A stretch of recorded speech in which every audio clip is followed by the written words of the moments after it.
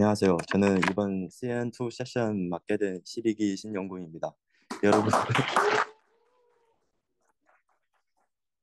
여러분 즐거운 안티를 보내셨죠? 이번에 저 더 재밌는 CN2 세션 진행하겠습니다.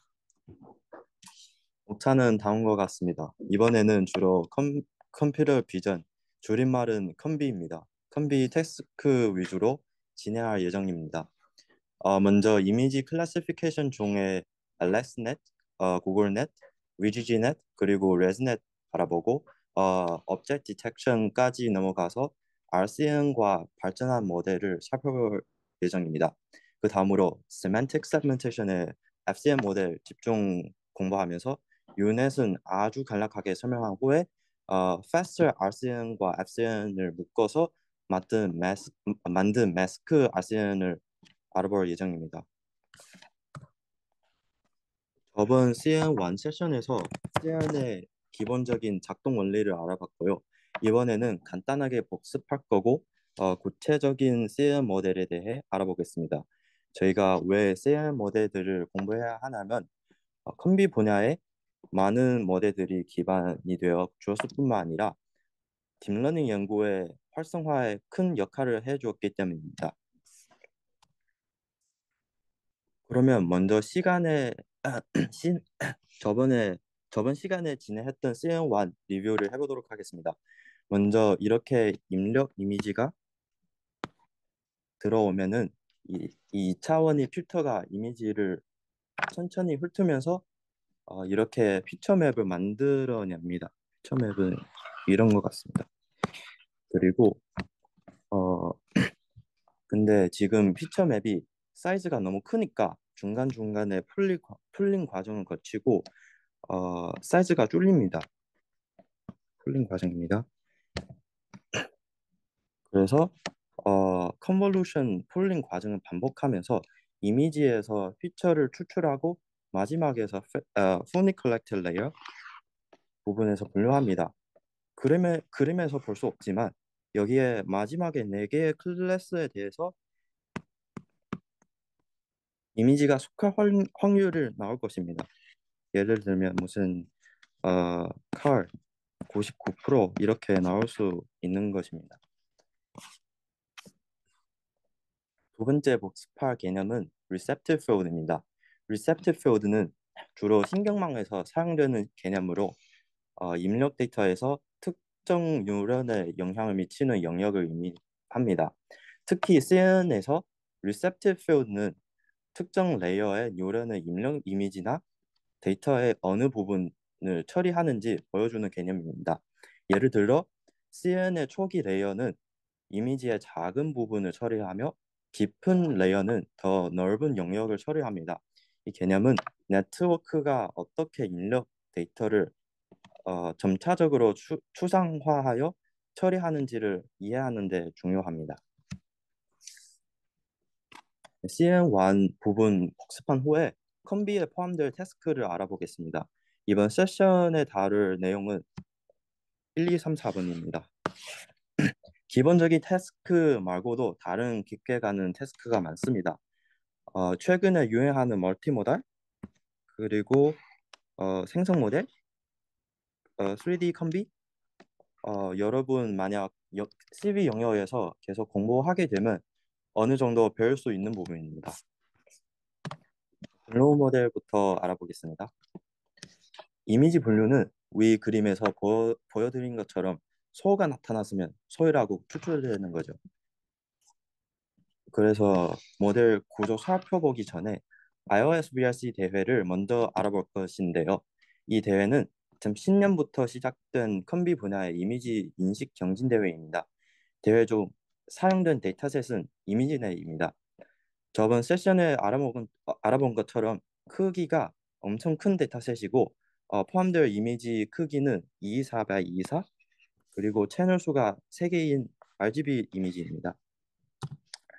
그래서 대회에서 모델 성능 평가 또는 채점해주는 지표가 톱5 에러 레이트입니다. 모델 예측한 결과는 항상 이 이미지가 어떤 클래스로 속하는 확률을 출력하는데요. 이 사진으로 예를 들면 예측한 클래스가 이렇게 예측하다고 가정해 봅시다. 1위 크리스마스 트리이고 2위는 사람입니다. 근데 정답인 사람이 2위여도 불구하고 상위 5개 중 포함되고 있어서 정답으로 처리해주는 그런 표준입니다. 이미지넷 데이터셋에서 2만 개 클래스 수가 있어 유사한 클래스의 경우도 많기 때문에 이런 유연한 지표를 사용하게 되었습니다.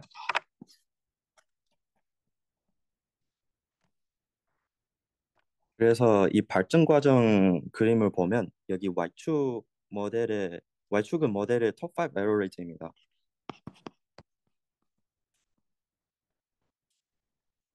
그리고 X축은 대회 년도가 모델 이름입니다.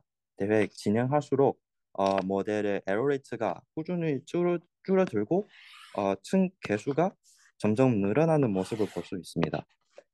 그래서 이번 세션 다룰 모델은 바로 알렉스넷, 위지지넷, 그리고 구글넷, 마지막으로 제일 중요한 레즈넷입니다. 첫 번째 알아볼 모델은 알렉스넷입니다. 모델 이름은 2012년 모델 제1저작 알렉스 씨의 이름으로 지었다고 합니다. 알렉스넷은 2012년 iOS VRC 대회에서 1등을 차지하며 큰 주목을 받았습니다. 특히 2등 모델보다 어류율이 약 10% 낮아 성능이 뛰어났습니다. 당시에는 대부분 CPU로 신경망을 학습했지만 알렉스넷은 GPU를 활용해 학습 속도도 크게 높였습니다. 이로 인해 GPU는 딥러닝에서 필수적인 도구가 되었고 딥러닝 기술이 빠르게 발전하는 계기가 되었습니다. 그래서 알렉스넷의 구조를 살펴보도록 하겠습니다. 보시다시피 구조는 아주 간단합니다. 고정한 크기의 이미지를 입력하고 5개 convolutional fit layer 그리고 3개 max pooling layer 마지막으로 3개의 fully connected layer로 구성되어 있습니다.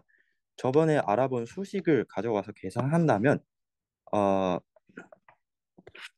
입력 크기가 227이고 필터 사이즈가 11, 스트라이드가 4입니다. 그렇다면 이렇게 계산한다면 227 빼기 11, 패딩 없고 스트라이드는 4입니다. 플러스 1 이렇게 계산하게 되면 216 나누기 4 그렇다면 54로 나올 수 있고 플러스 1 그렇다면 55까지 나올 수 있죠. 쿨링도 똑같이 계산할 수 있죠. 쿨링은 어, 수리바수리 필터를 적용하고 스트라이드는 2입니다. 그래서 55 빼기 3 패딩 없고 스트라이드는 2입니다. 플러스 1 그렇다면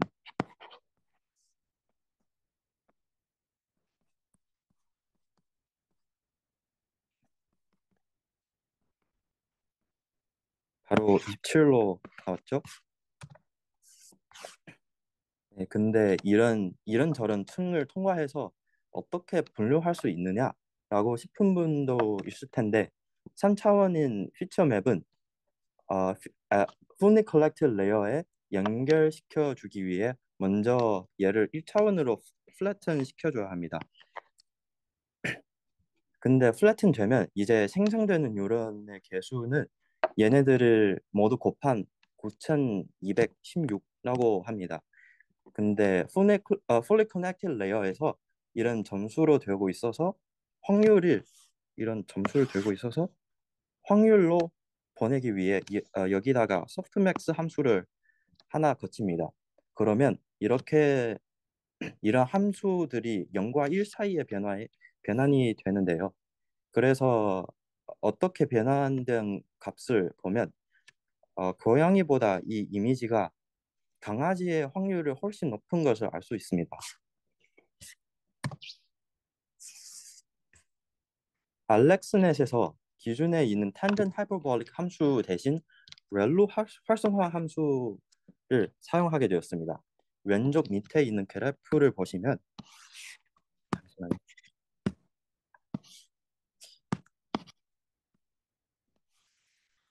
왼쪽 밑에 있는 그래프를 보시면 에포크는 혼례시키는 회수입니다.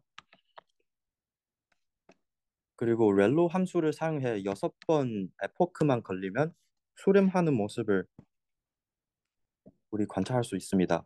수렴하는 말은 그냥 이 모델이 최적 성능까지 도달한 상태이라고 생각해 주시면 좋을 것 같습니다. 반면 탄젠 하이퍼볼릭 함수를 사용할 때 약 36번 정도 훈련시켜야 수렴할 수 있습니다.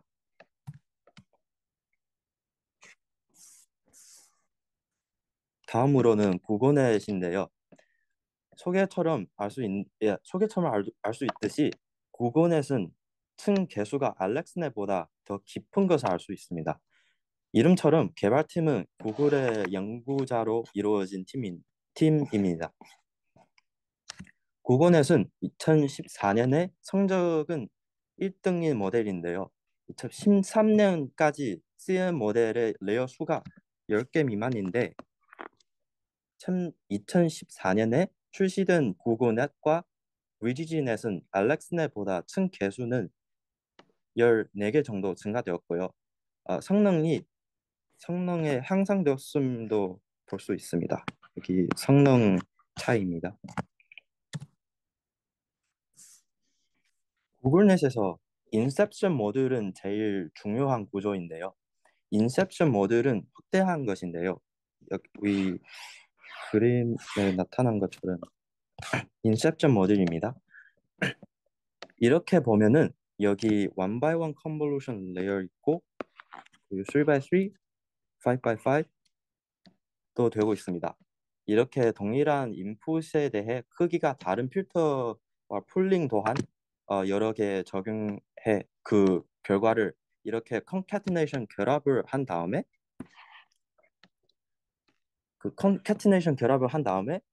그 인셉션 모델이 보내는 구조를 갖고 있습니다.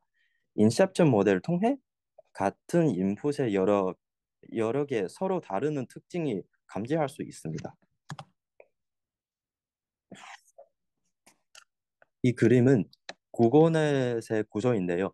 여러 개 인셉션 모듈 나타났고 여기 하나 확인할 수 있고 계속 이렇게 연속적인 모습을 볼 수 있습니다. 그래서 그리고 알렉스네보다 훨씬 깊은 것도 확인할 수 있습니다. 하지만 승의 개수가 증가할수록 몇 가지 문제가 발생했습니다. 인셉션 모듈에서 여러 번 합성곡 연산, 즉 컨볼루션을 수행하기 때문에 모델 자체의 파라미터 수가 엄청 많습니다. 따라서 첫 번째 문제는 과대적합, 즉 overfitting 문제입니다. overfitting 문제가 unsupervised learning 세션에서 공부한 것처럼 모델의 일반화 성능이 안 좋다는 뜻이죠. 그 다음으로 층의 개수가 많아지면서 그레디언트 디센트과 관련된 문제도 발생했습니다. 그래서 각각 문제를 어떻게 해결되는지를 알아보도록 하겠습니다. 이 오버피팅 문제를 해결하기 위해 파라미터 수가 줄어들어야 합니다. 왼쪽 그림은 제가 아까 보여드린 인셉션 모델이죠. 원바이원 필터를 적용해서 채널 수가 조절할 수뿐만 아니라 연산량 감소 그리고 비선형성도 부여할 수 있습니다. 여기는 원바이원 필터이죠. 넘어간다면 그럼 어떻게 원바이원 필터로 조절할 수 있느냐? 역시 구체적으로 예를 들면 우리 28 바이 28 바이 128의 피처 맵을 가지고 있어요. 원바이원 잠시만요. 여기 그리고 원바이원 바이 128의 필터를 거치면 피처 맵은 28 바이 28 바이 1로 묶어서 32개 원바이원 필터 적용되면 채널 수가 128부터 32까지 줄어들 수 있죠. 필터 자체의 채널 수가 118이라 한 번 스캔해 보면 원래 특정 맵의 128개 채널은 각 128개 채널 갖고 있는 정보가 다 더해서 1로 합칩니다. 그래서 32번 반복 수행한다면 32개 채널을 생성할 수 있죠. 동시에 파라미터 수도 많이 줄어들었습니다. 모델에서 3x3, 5x5 필터 전에 각각 1x1 필터가 쉬운 구조를 확인할 수 있습니다. 구체적인 수식? 그냥 숫자로 증명하는 것이 밑에 표시되고 있습니다. 또 다른 방법은 글로벌 아버리지 폴링입니다. 그 피처 맵은 이제 분류하기 위해 fully collected 레이어가 연결시켜주고 이제 3차원의 피처 맵을 플래튼 시켜줘야 한다고 했습니다. 1차원으로 기존 방식을 사용하면은 이렇게 파라미터 수가 엄청 많이 사용됩니다. 파라미터 수 약 500만 개 정도 되고 있는데 하지만 이 글로벌 애버리지 폴링 사용한 경우 이전 레이어에서 추출된 피처맵 각각을 평균된 것을 이어 1차원 벡터로 만들어주기 때문에 가중치가 전혀 소요되지 않습니다.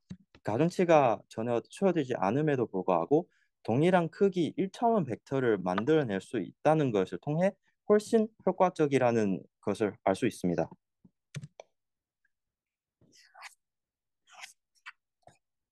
이제 파라미터 앞쪽으로 갈수록 업데이트되지 않아 발생하는 그레디언트 바니싱 문제라고 하였는데요.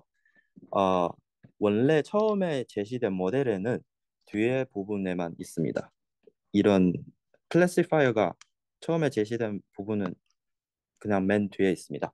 하지만 이 백프로퍼게이션이 앞쪽까지 원활하게 잘 진행되게 하기 위해 우리 훈련 과정에 우리 훈련 과정에서 추가적인 클래시파이어 이렇게 2개 더 설치했다고 합니다.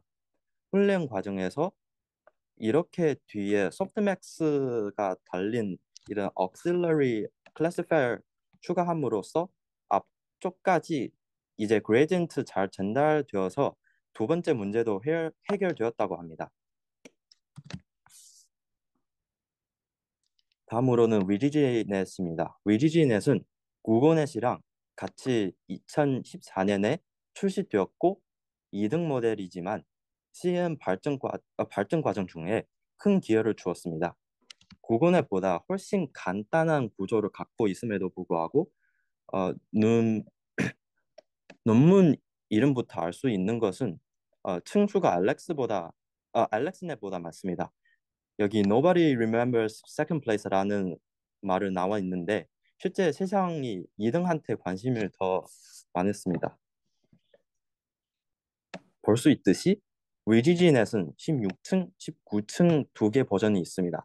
구글넷보다 아주 단순한 구조되는 것도 확인할 수 있습니다. 19 레이어 구조를 기반으로 설명해드리자면 16개의 컨볼루션 레이어 그리고 5개의 맥스 풀링 레이어 그리고 마지막에 3개의 풀링 컬렉티브 레이어 구성된 것을 확인할 수 있습니다. 이전보다 훨씬 층이 깊어졌음을 관찰할 수 있는데 그 작은 3x3 필터를 규칙적으로 사용했다는 점이 있습니다. 그 작은 3x3 필터 사용했는데 어떤 장점이 있냐면 작은 필터를 중첩해서 사용하면 층을 더 깊게 만들 수 있고 중간에 활성화 함수도 더 추가할 수 있어서 비선형성이 증가합니다. 만약 필터 크기가 크다면 예를 들어 한 번에 큰 필터를 사용하면 이미지 크기가 빠르게 줄어들어 추가적인 필터 적용이 어렵습니다. 하지만 작은 필터 적용할 경우 동일한 크기의 만, 어, 피처 맵을 만들어내면서 2번의 컨볼루션 레이어를 거칠 수 있습니다. 리셉티브 필드의 입장에서 보면 똑같지만 파라미터 수가 줄어들어서 당연히 그레디언트도 잘 전달할 수 있죠. 파라미터 수가 계산하는 방법은 비율로 나타날 수 있습니다. 3x3 필터를 적용하는 경우 여기 두 번 컨볼루션 연산했잖아요. 그렇다면 3x3 플러스 3x3 8이죠. 그리고 밑에 있는 파라미터 그 비율은 그냥 5 곱하기 5, 25로 나왔습니다. 비율은 18 그리고 25입니다. 그래서 3x3 필터를 규칙적으로 적용하는 것이 혼란에 대해 좋습니다. 다음으로 이번 세션 중 하나 중점인데 바로 전이학습입니다. 전이학습이란 이미 학습된 모델의 지식을 새로운 작업을 활용하여 학습 효율을 높이고 데이터 요구량도 줄이는 기계학습 기법입니다. 그림에서 보시다시피 전이학습이 없는 경우 모델 정답률은 25밖에 없지만 어느 전이학습 방법 적용시켜도 정확률이 향상되었음을 확인할 수 있습니다. 전이학습의 전략은 대략 두 개 나누고 있는데 가져온 모델이 잠기는지 아닌지를 뿐입니다. 가운데 가져온 모델이 잠김 없이 기존 모델과 함께 목표 데이터셋으로 혼란시키는 방식입니다. 정확률은 7.5 정도? 상대적으로 높은 성능을 받고요. 오른쪽의 그림은 잠긴 경우인데 성능은 거의 똑같은 63으로 나왔습니다. 그래서 전이 방식은 실제 혼란의 상태에 따라 절대 좋은 방식이 없습니다. 유의해 주시기 바랍니다. 드디어 레즈넷까지 왔네요. 구글넷과 위지지넷에서 얻은 결론 중 하나가 바로 층의 깊이가 깊어질수록 모델의 성능이 향상된다. 그렇다면 이 전 소개해드린 모델들은 왜 100층, 1000층까지 설계하지 않고 딱 22층까지만 설계되는 건가요? 원인은 바로 보여드린 두 개 문제입니다. 앞서 언급했듯이 레이어가 깊어졌을 때 오히려 레이어 개수가 적었을 때보다 모델의 트레이닝 및 테스트 에러가 더 커지는 현상을 발생했다고 말씀드렸습니다. 이 논문에서는 이 논문에서는 이 문제를 degradation program이라고 부르며 그래프 보면 알 수 있듯이 트레이닝 에러도 더 높기 때문에 단순한 오버피팅 문제만은 아니라는 것을 확인할 수 있습니다. 또한 층을 깊게 갈 때 발생하는 또 다른 유명한 문제인 그레디언트 바니싱도 나타납니다. 이제 레즈넷에서 이러한 두 가지 문제를 어떻게 해결되는지 살펴보도록 하겠습니다. 자녀 학습이랑 그 전이 학습은 좀 구별해야 될 것 같습니다. 자녀 학습은 residual learning입니다. 자녀 학습을 도입해 이 문제를 해결하며 층을 무려 122층까지 쌓았습니다. 앞서 구글넷은 22층에서 한계를 보였지만 레즈넷은 이를 극복하고 152층까지 확장했다고 합니다. 또한 층을 이렇게 대폭 늘었음에도 불구하고 사람의 이미지 분석 능력보다 더 뛰어난 결과를 선보였다고 합니다.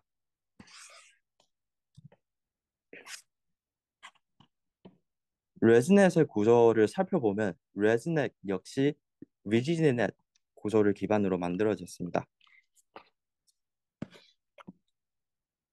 여기 맨 아래에 있는 모델은 바로 위지지 19이며 그 위에서는 레이어를 추가한 구조가 배치되어 있습니다. 그리고 맨 위에 있는 것을 바로 레즈넷으로 레이어가 더욱 깊어졌으며 스킵 커넥션도 확인할 수 있습니다.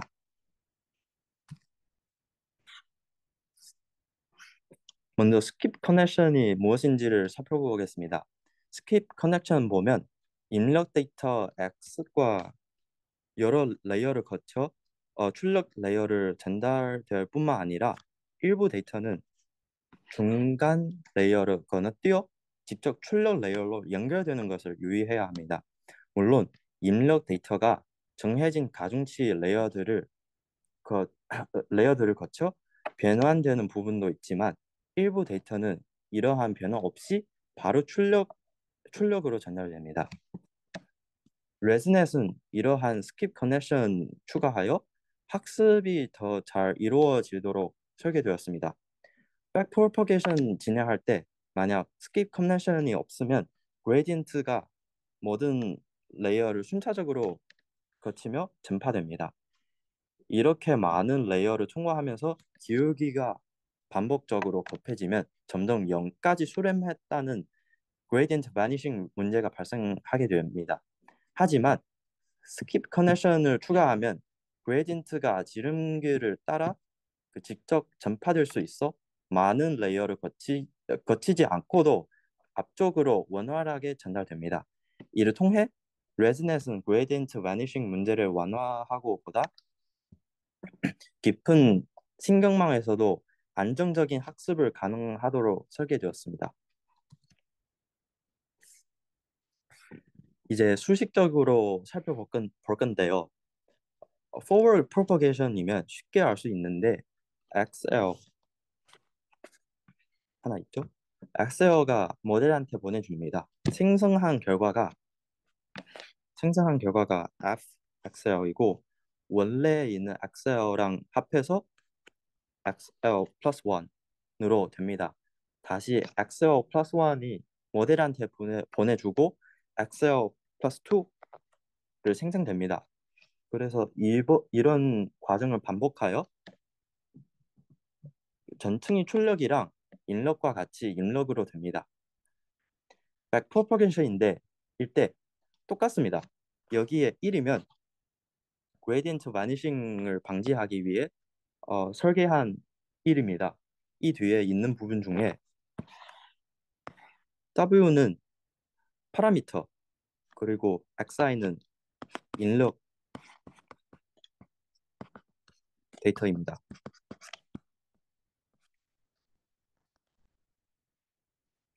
옛날에 그레디언트 계산할 때 항상 곱하는 그런 형식을 하고 있었는데 레즈넷에서 더하기 연산을 하고 있습니다. 그리고 합한 후 그 결과의 미분값을 구합니다.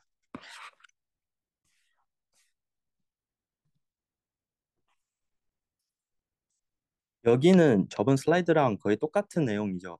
밑에 있는 수식이 여러 개의 층으로 바꾼 부분입니다.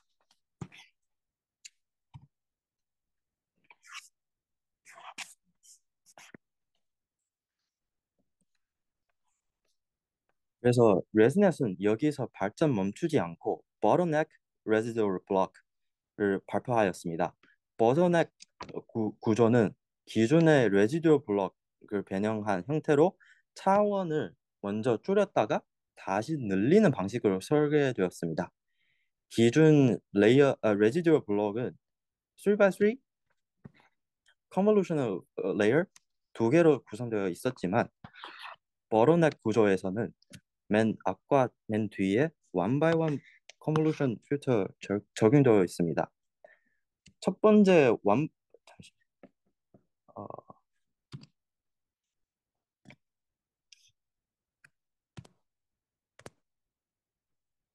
첫 번째 one by one convolution 레이어는 채널 수를 감소시키는 역할을 하며 예를 들어 입력 채널은 256이면 64로 줄입니다. 이후 3x3 필터 3x3 필터 적용한 후에 다시 one by one convolutional filter 다시 적용해서 차원을 줄입니다.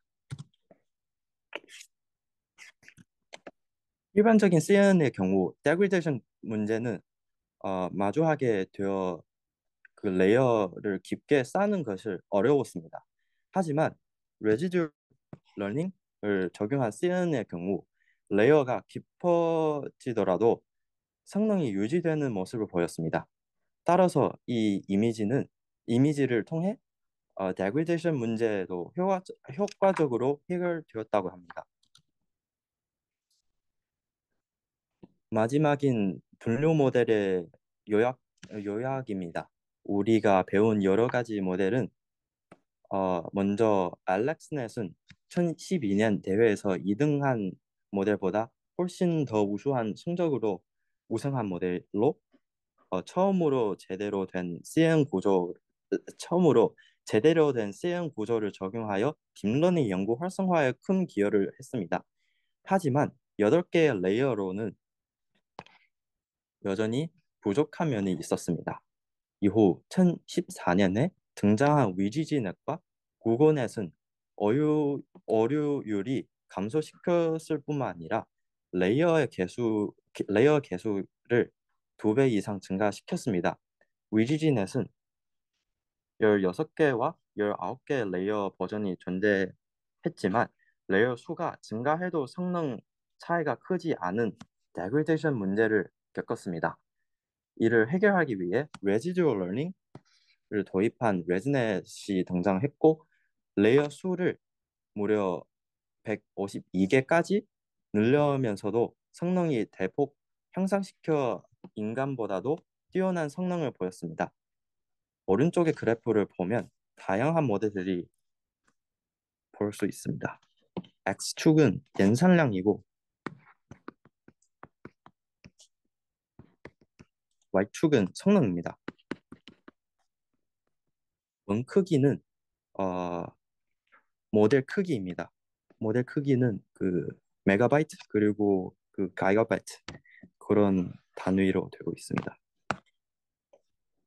알렉스넷은 연산량과 모델 크기가 작지만 성능도 낮은 것을 확인할 수 있습니다. 위지지넷은 성능이 확실히 향상되었으나 연산량과 모델 크기가 크게 증가했습니다. 레즈넷은 여기에 있죠. 레즈넷 위지지넷은 여기에 있습니다. 연산량이 제일 많은 편이고 고고넷은 위지지넷보다 성능 약간 낮지만 어, 모델 크기와 연산량을 크게 줄이는 데 성공했습니다. 인셉션은 고고넷입니다. 레즈넷은 모델 크기와 연산량이 적당한 수준에서 유지되면서도 성능이 가장 뛰어난 것을 확인할 수 있습니다. 이상적인 모델은 어, 왼쪽 위, 왼쪽 위에 위치한 작은 원을 가진 모델들입니다. 앞으로 어떤 새로운 모델이 등장할지 기대됩니다. 네, 이제 분류 모델을 모두 소개해드렸고 다음으로 Object Detection, 즉 객체 탐지를 알아보겠습니다. 객체 탐지는 분류의 기초 위에 물체 옆에 바운딩 박스를 부여하고 분류된 결과랑 같이 추출하는 기술입니다. 여기 소 3마리 있는데 모두 다 분류되었고 위치도 표시했다는 점을 볼 수 있죠. 보시다시피 객체 탐지의 개념은 나왔습니다. 인력은 단 RGB 이미지이고 출력은 클래스 레이블 분류이죠. 그리고 바운딩 박스 즉 물체가 있는 위치와 함께 나옵니다. 이 이미지에서 나타난 대부분 물체가 다 볼 수 없네요. 여기는 object 그리고 person으로 분류되어 있고 물체 옆에 위치는 물체 옆에 위치를 표시해주는 바운딩 박스가 있습니다. 신뢰도는 꼭 있어야 하는 부분 아니지만 모델 예측한 확률로 뜻합니다. 그래서 객체 탐지를 알아볼 거면 역시 RCN 모델 나왔습니다. RCN은 세계 최초인 두 단계 방식의 객체 탐지 모델이고 기본적인 RCN 기반으로 이후 여러 고급한 모델도 적용되었습니다. 마지막 다룰 인스턴스 세그멘테이션도 RCN 기반인 Faster RCN을 적용되었다고 합니다. 훈련 단계까지 넘어가기 전에 IOU 지표가 알아볼 필요가 있습니다. 쉽게 말하자면 예측한 방딩 박스과 정답 박스 겹치는 면적 나누기 두 개 박스의 총 면적입니다. 이 숫자가 0이면 예측이 완전히 안 되는 걸로 나오고 있죠. 그리고 어, 그 숫자를 커지면서 바운딩 박스를 더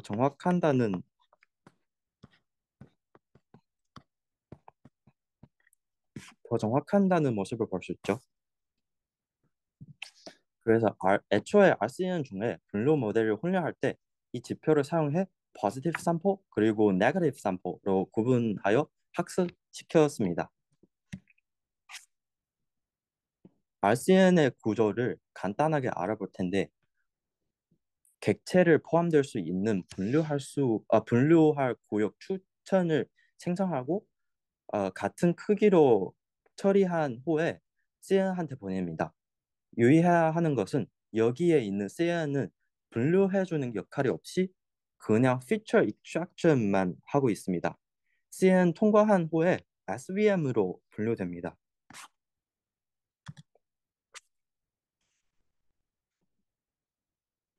앞서 언급했듯이 분류할 구역을 추천하는 알고리즘이 하나 있는데요. Reason Proposer는 분류할 구역이 추천하는 과정입니다.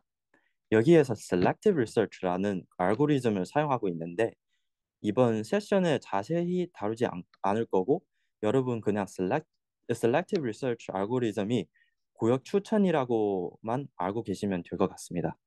여기서 추천 구역은 약 2,000개 정도 되고 있습니다.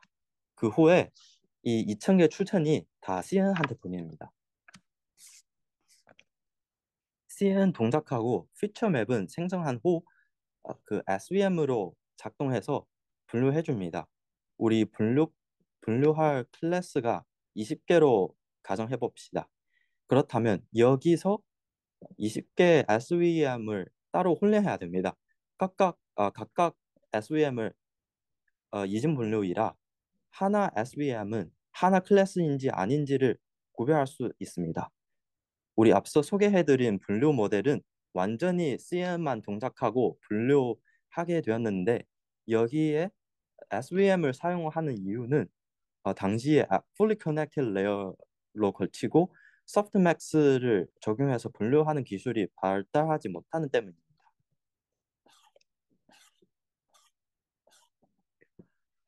그래서 CN 훈련 과정은 어, 두 단계로 진행됩니다. 먼저 이미지넷 데이터셋을 사용하여 풀트레이닝을 수행하며 이를 통해 쓰이는 다양한 이미지의 특징을 학습합니다. 이후 Object Detection 데이터셋 파스칼 워크으로 파인 튜닝을 진행하며 기존 1,000개의 클래스에서 21개 클래스, 즉 20개 클래스하고 하나 백그라운드로 구분됩니다. 이 과정에서 CN 컨볼루션과 풀링 연산을 통해 이미지 중요한 특징을 추출하고 최종적으로 풀리 커넥티드 레이어와 소프트맥스 거쳐 객체를 분류됩니다. 또한 물체와 배경을 구분하기 위해 IOU 값을 활용하여 IOU가 0.5보다 작은 경우 해당 샘플은 배경으로 판단됩니다. 이러한 CN 훈련 과정을 통해 RCN을 다양한 객체를 효과적으로 탐지할 수 있도록 학습됩니다. SVM 훈련은 IOU 샘플을 기반으로 진행되며 주어진 데이터셋에서 20개의 물체 클래스가 존재하면 각각의 클래스에 대해 20개의 SVM을 훈련시키는 점을 알고 계시죠? 여기서 IOU 값을 물체와 예측된 바운딩 박스 간에 겹치는 정도를 나타나며 특징 기준을 통해 샘플을 분류됩니다. IOU가 0.3보다 작은 경우 네거티브 샘플로 판정되어 있고 IOU가 0.5보다 큰 경우 포지티브 샘플로 판단되어 있습니다. 한편 0.3과 0.5 사이에 해당되는 샘플은 혼례한테 불확실성 미칠 수 있으며 사용되지 않습니다. 이를 통해 SVM을 객체를 보다 정확하게 그 SVM은 CM보다 객체를 정확하게 분류할 수 있도록 됩니다. RCM 혼란의 마지막 단계 방딩박스 리그레션입니다. 수식을 보는 게 좀 번거롭지만 X, Y는 각각 중심점의 좌표이고 W랑 H는 박스의 높이 그리고 넓이로 뜻합니다. 위 수식을 처리하고 오른쪽 밑에 있는 수식으로 변환할 수 있습니다. 계산된 T는 최종 목표 함수까지 넣어줍니다. 그래서 여기에 있는 목표 함수 알아볼 건데요. 여기에 있는 PI는 i번째 데이터 포인트입니다. 그리고 여기 엄청 복잡한 부분이 어, PI랑 합쳐서 그냥 모델이 예측한 그 바운딩 박스라고 생각해 주시면 좋을 것 같습니다. 그리고 마지막인 람다랑 그 W 별, W 햇 별 이 부분은 오버피팅 문제를 방지하기 위해 설정한 L2 정교화항입니다. 그래서 이 W 햇별 그 무슨 부분 모델이 예측한 결과이고 이 함수는 그라운드 트루스과 예측한 결과 간의 차이를 최소화하는 함수입니다. RCN은 SVM을 사용해 별도 훈련이 필요하고 Selective Research로 2000개 리전 프로포설을 생성하면서 CN한테 보내줍니다. 근데 반복 수행해야 하므로 비효율적입니다.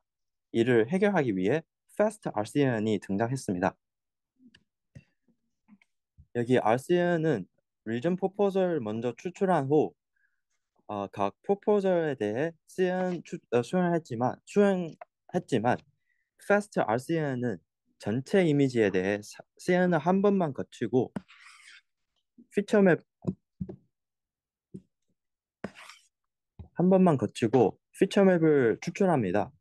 이를 통해 약 2,000개 프로포절을 얻고 ROI 폴링 적용한 후에 FC 레이어를 통과시켜 최종적으로 객체를 분류되고 바운딩 박스도 보정됩니다.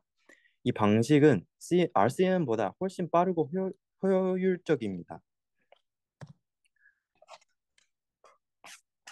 그래서 그 CN 돌리고 받은 피처 맵에서도 추천받고 그 분류해 줍니다. 추천이 서로 다른 경우 우리가 ROI 폴링을 사용합니다. 이 과정은 FC 레이어를 통과할 수 있도록 고정된 크기의 피처 맵을 생성하는 역할을 합니다. 하이퍼 파라미터 K는 몇 칸으로 나누는 게 결정됩니다.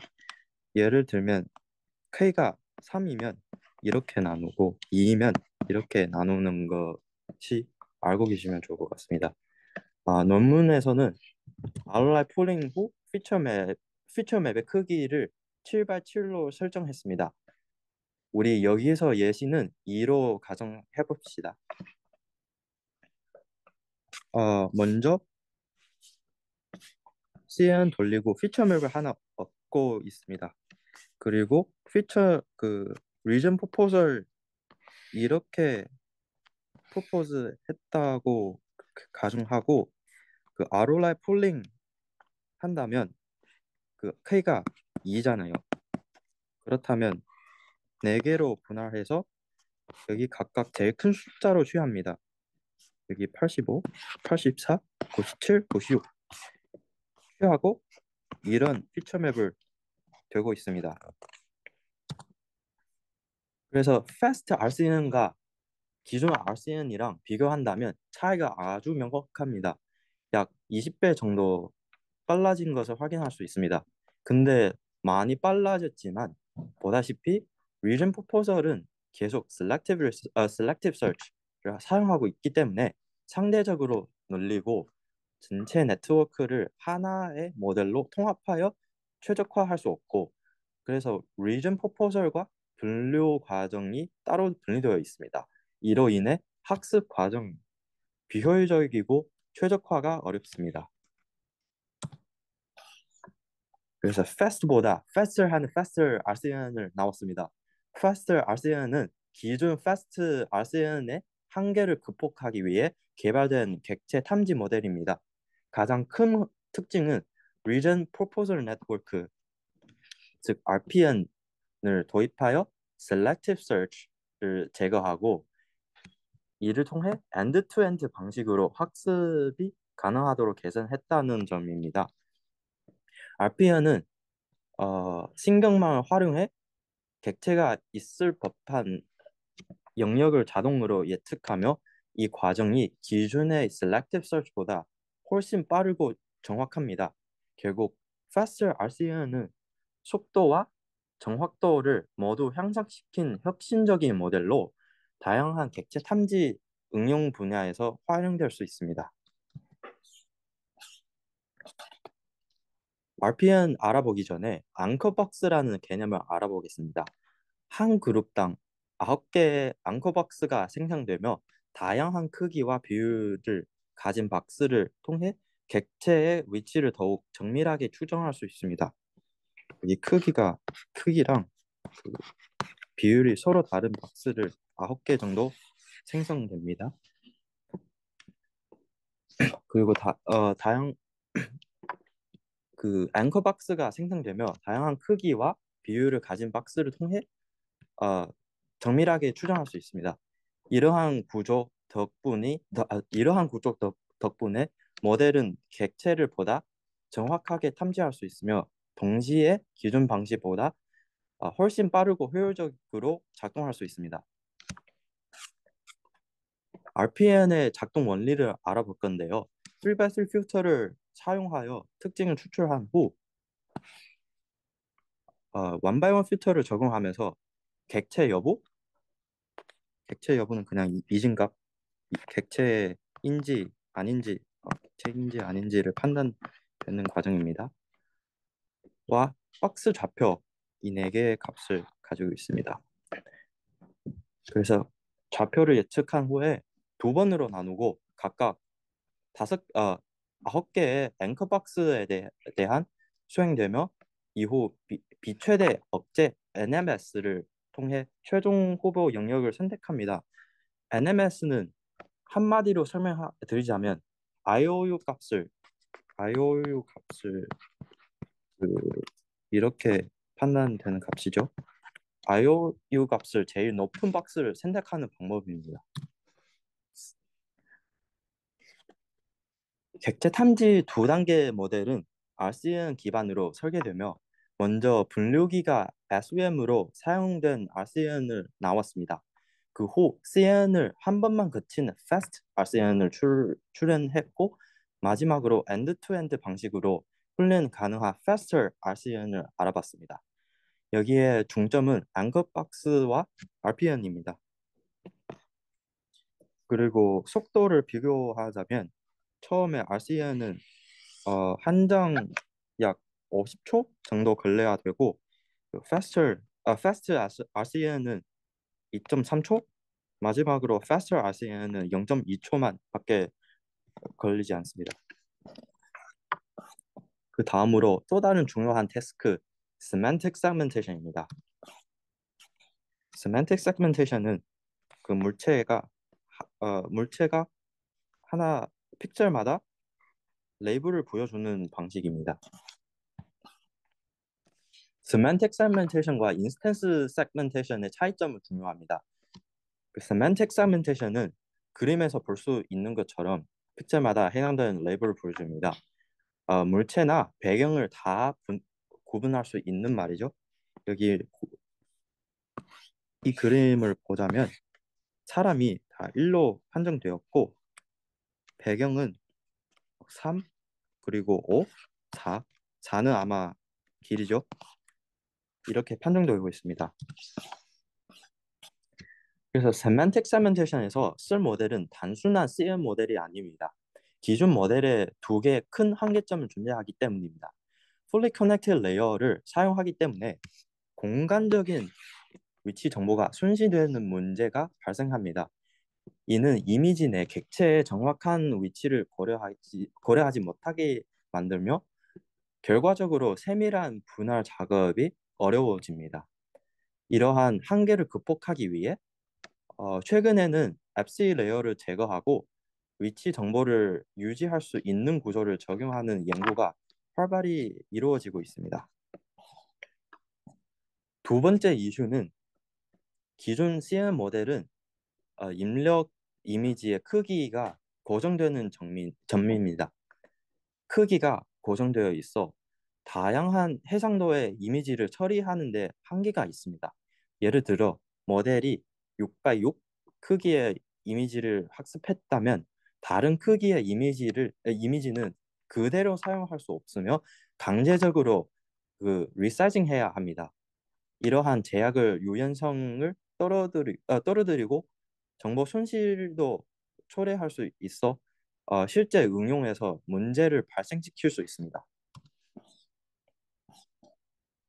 그래서 우리가 semantic segmentation에서 높은 에서는 높은 분류 성능과 픽셀 단위의 위치 정보 보존이 중요합니다. 기존 CM 모델은 위치 정보를 활용하는 데 한계가 있어 이를 개선할 새로운 모델이 필요합니다. 그럼 새로운 모델의 필수인 위치 정보 유지를 위한 점을 고려하여 이번 semantic segmentation에서 쓸 모델은 다운샘플링과 업샘플링 구조를 갖고 있습니다. 이렇게 다운샘플링 차원을 축소를 하였는데요. 그 convolutional 레이어와 폴링 레이어를 거치면서 이미지에서 피처들을 추출하면서 작은 피처 맵은 생성합니다.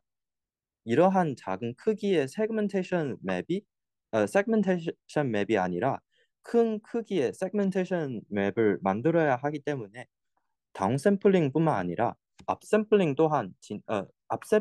진행하게 됩니다. 업샘플링인 경우 다운샘플링과 반대로 차원이 늘려주는 작업을 뜻합니다. 이 세만틱 세멘테이션 분야 중에 대표적인 모델이 두 개가 있는데요. 바로 FCN과 유넷입니다. 시간 관계로서 유넷은 아주 간단하게 설명하고 넘어가겠습니다. FCN 모델입니다. FC라는 글자가 있는데 fully connected 아니고 fully convolutional라는 뜻을 가지고 있습니다. 여기 semantic segmentation 모델 위에 이미지 분류에서 우수한 성능 보인 CM 기반 모델을 목적에 맞춰 변형시킨 모델입니다. 그래서 FCN의 핵심은 세 개가 있습니다. 하나는 convolutionalization, 두 번째 upsampling, 세 번째 skip architecture입니다.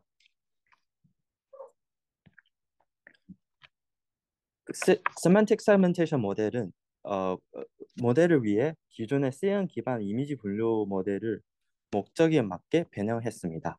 이 모델은 다운샘플링과 업샘플링 같이 포함되는 구조를 갖고 있습니다.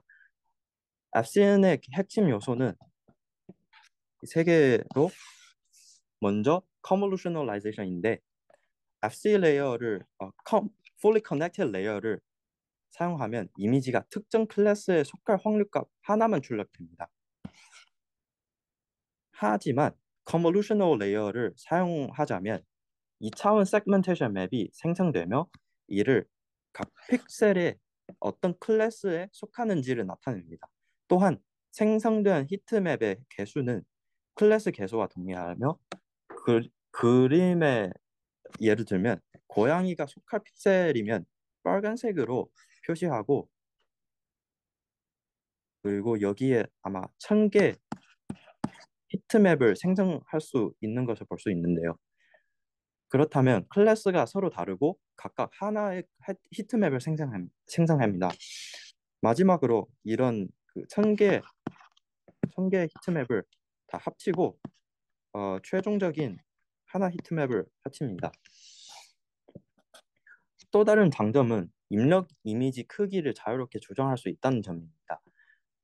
Fully Connected 레이어를 사용하면 이미지 크기가 고정되지만 이를 one by one convolutional 레이어를 대체하면 입력 크기에 유연해집니다. 또한 생성된 히트맵은 입력 이미지보다 작아지며 이를 통해 클래스에 대한 정보를 보다 함축적으로 표현할 수 있습니다. 단순히 히트맵만으로 semantic segmentation을 수행하기에는 정보가 너무 거칩니다. 우리가 원하는 것은 큰 크기의 segmentation 맵이지만 현재 얻은 것은 작은 히트맵입니다. 앞서 언급했듯이 이미지 원래 크기보다 32배 드는 거죠. 이를 원래 이미지 크기로 복원하려면 업샘플링 사용해야 합니다. 업샘플링 하는 방법은 총 3개가 있습니다. 첫 번째 업샘플링 방법은 바이리니어 인터폴레이션입니다. 그럼 먼저 리니어 인터폴레이션부터 알아보겠습니다. 리니어 인터폴레이션, 즉 선형 보관법은 주어진 값들 사이에 미지의 값을 선형적으로 추정하는 방법을 의미합니다. 이를 통해 특정 공식을 사용하여 미지의 값을 구할 수 있으며 간단한 경우에는 공식 없이 직관적으로 값을 유추할 수 있습니다. 예를 들면 D1과 D2 사이의 값은 5이고 그리고 D3과 D4 사이의 수치는 7, 6, 5이죠. 그래서 바이리니어 인터폴레이션이면 2차원까지 확장한 버전입니다. 그래서 이제 FCN에서 업샘플링을 수행할 때 바이리니어 인터폴레이션을 활용하여 저해상도 히트맵을 고해상도 이미지로 확장됩니다. 이 과정에서 비어있는 픽셀 값은 보관하여 채워놓게 되는데요. 공식에 따라 궁금한 위치의 좌표와 가까운 4개의 점을 활용하면서 미지의 값을 추정합니다. 이렇게 하면 작은 히트맵을 원래 크기의 세그멘테이션 맵으로 변화할 수 있으며 보다 정밀한 픽셀 단위의 분류가 가능해집니다. 두 번째 업샘플링 방법은 언폴링입니다. 1, 2, 3번 간단하게 설명하자면 1번 bed of nail은 그냥 원래의 수치가 왼쪽 위에 넣고 남은 값은 다 0으로 채우는 방법입니다. 두 번은 더 직관적으로 같은 수치를 사용하여 그냥 확장하는 것입니다. 여기 1 하나 있고 여기 4개가 있죠. 마지막 맥스 언폴링이면 원래의 폴링 과정 중에 보유했던 수치의 위치를 기억하고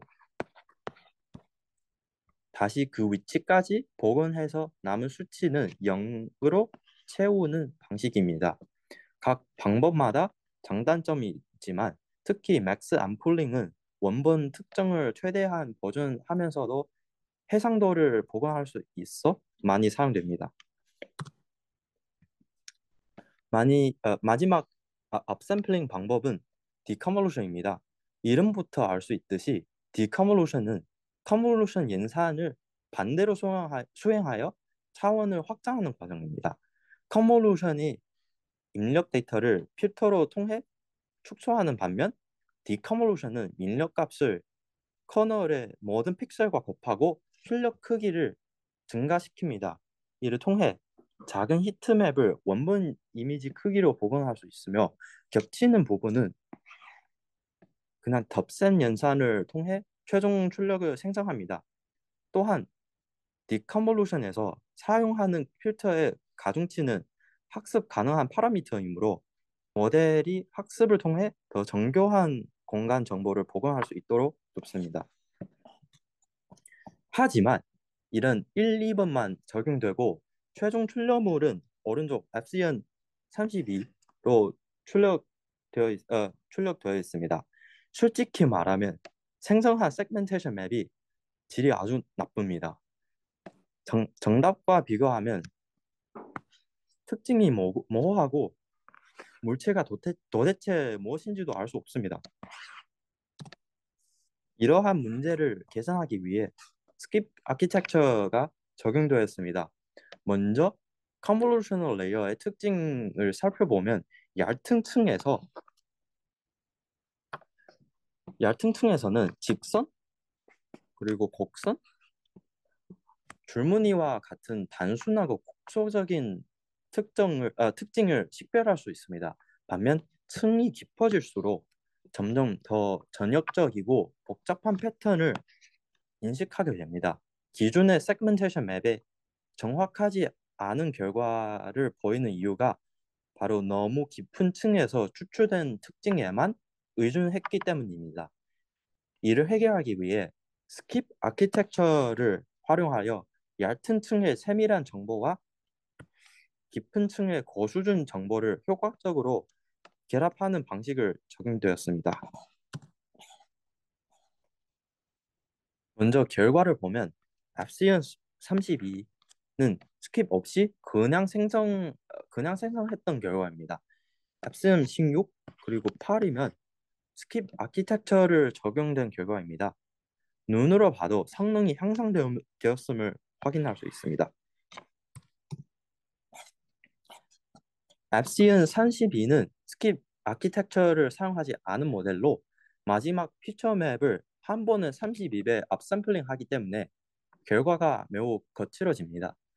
보다 정교한 세그멘테이션을 위해 앱시언 16에서는 스킵 아키텍처를 적용하였는데 네 번째 층의 정보를 마지막 층의 정보와 결합하여 최종 출력 피처 맵에서 생성합니다. 구체적으로 인력이 여러 개의 레이어를 거친 후 마지막 32배 업샘플링 하기 전 먼저 2배만 업샘플링 하여 14배 14의 크기의 피처맵을 만듭니다. 이후 네 번째 층에서 나온 결과도 원바이원 컨볼루션 거치고 같은 크기의 피처맵을 생성한 뒤 두 정보를 결합해가지고 16배 업샘플링을 수행됩니다. 이를 통해 인력 이미지와 동일한 크기의 새 세그멘테이션 맵을 생성하며 단순히 32배 업샘플링을 하는 경우보다 얇은 층의 정보가 포함되어 있어가지고 더 정교한 세그멘테이션 맵을 생성되었습니다. RCM8에서는 네 번째 층을 뿐만 아니라 세 번째 층의 정보도 사용하였습니다. 앞선 16처럼 처리한 후에 마지막 16배 업샘플링일 때 2배까지 감소한 후에 세 번째 층에 가져온 정보랑 더하고 8배 업샘플링을 거칩니다. 여기서 세 번째 층의 정보가 들어가고 있어서 세그멘테이션 맵도 더욱 정교한 모습을 확인할 수 있습니다. 정리하자면 앱CN은 기존 이미지 분류에서 우수한 성능을 보인 CNN 모델을 수정하여 만든 모델입니다. 먼저 fully connected 레이어를 모두 one by one convolution 레이어로 대체하여 위치 정보가 클래스 정보를 동시에 포함되는 히트맵을 생성했습니다. 그러나 이 히트맵의 정보가 여전히 거칠기 때문에 입력 이미지와 동일한 크기로 확장하기 위해 업샘플링 기법도 도입하였습니다. 하지만 한 번의 업샘플링만으로는 정보가 부족할 수 있어. 어, 스킵 커넥션을 활용하여 얇은 층의 정보를 함께 결합함으로써 더욱 정교한 세그멘테이션 맵을 생성할 수 있도록 설계되었습니다. 마지막으로 유넷입니다. 유넷은 바이오메디컬 이미지 분야에 특화된 FCM 기반 세그멘테이션 모델입니다. 기존 FCM과 달리 U자형 구조를 가지며 각각의 레이어마다 스킵 커넥션을 적용한 것이 특징입니다. 여기 그림을 보면 레이어마다 연결되는 모습을 알 수 있는데 이 연결은 스킵 커넥션입니다. 모델의 구조를 살펴보면 유넷은 크게 컨트랙팅 패스랑 익스펜딩 패스로 나뉩니다.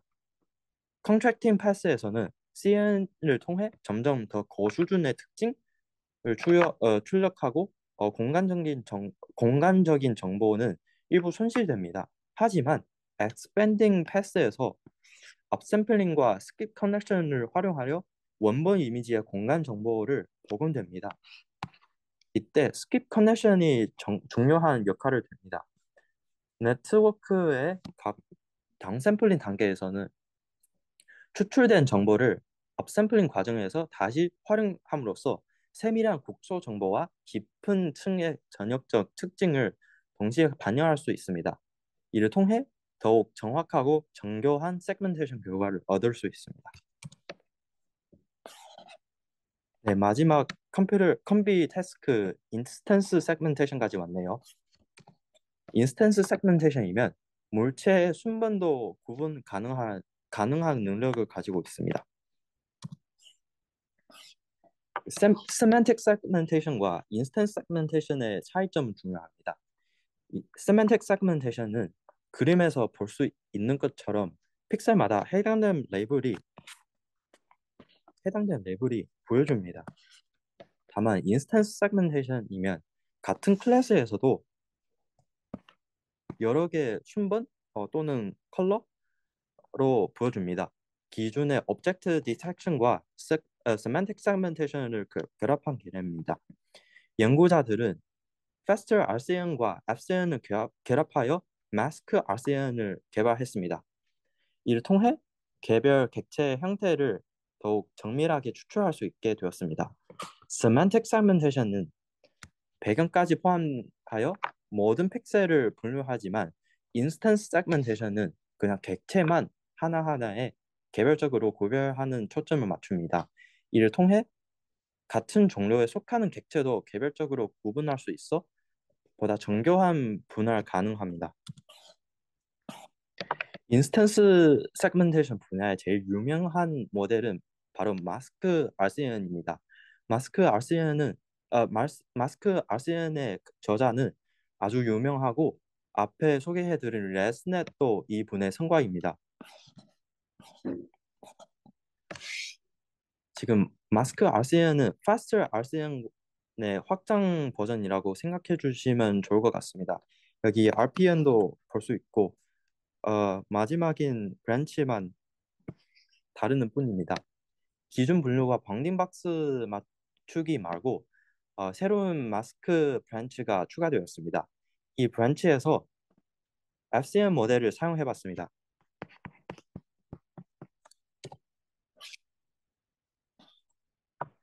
마스크 과정을 알아볼 건데요. 먼저 ROI 아웃라인을 수행하여 객체의 위치를 정밀하게 맞춘 후 FCN을 적용하여 마스크 맵을 생성됩니다. 이후 원본 이미지 크기에 맞게 복원한 뒤 최종적으로 마스크 맵을 부드럽게 보정하여 객체의 형태를 더욱 선명하게 추출합니다. 이러한 과정 덕분에 마스크 RCN은 픽셀 단위의 정밀한 객체 분할을 가능하게 되며 다양한 컴비 분야에서 활용됩니다. ROI 아웃라인은 기존 ROI 폴링보다 정보 손실이 적는 방법으로 픽셀 위치 정보를 보다 정확하게 유지할 수 있도록 바이리니어 인터폴레이션을 적용합니다. ROI 폴링은 정수 좌표로 변화하면서 위치 정보가 순시될 수 있는 반면 알라인은 연속적인 좌표 값을 유지하여 보다 정밀한 객체 분할을 가능하게 됩니다. 이로 인해 마스크 RCN에서 더욱 정교한 마스크를 생성할 수 있습니다. 여기는 마스크 RCN에 돌린 결과입니다. 드디어 여기 신뢰도 잘 보일 수 있는지 모르겠지만 신뢰도 나왔습니다. 자, 그리고 여기에서 여러 사람 있는 이미지도 잘 분류할 수 있고 아주 작은 물체도 잘 분류될 수 있습니다. 여기 많이 작은 물체도 분류되었습니다. 네, 요약입니다. 요약하자면 이번 세션에서는 이미지 분류와 객체 탐지의 주요 개념을 살펴보았습니다. 이미지 분류에서는 트랜스퍼 러닝을 활용하여 사전 훈련된 모델을 직접 가져오는 방법을 논의하였으며 레즈넷은 이용한 레지듀얼 러닝, 이 심층 모델 개발에 미치는 영향을 설명했습니다. 객체 탐지에서는 IOU 이용한 배경과 객체 구분 방식과 RCN 계열 모델을 통한 ROI 폴링 및 RPN 기법을 소개하며 보다 정교한 탐지 방법론을 다루었습니다. 또 다른 그 세만틱 세그멘테이션과 인스턴스 세그멘테이션의 핵심 개념을 살펴보았습니다. 어, 세만틱 세그멘테이션에서는 바이리니어 인터폴레이션 활용한 해상도 보관 기법과 스킵 커넥션을 통한 정보 보존의 중요성을 다루었습니다. 인스턴스 세그멘테이션에서는 ROI Align 기법을 적용하여 보다 정교한 객체 특징을 추출하는 방법과 마스크 브란치 라는 구조를 활용하여 개별 객체를 픽셀 단위까지 세분화하는 기법을 설명하였습니다. 참고 문헌은 이런 것 같습니다. 저희 세션 마치도록 하겠습니다.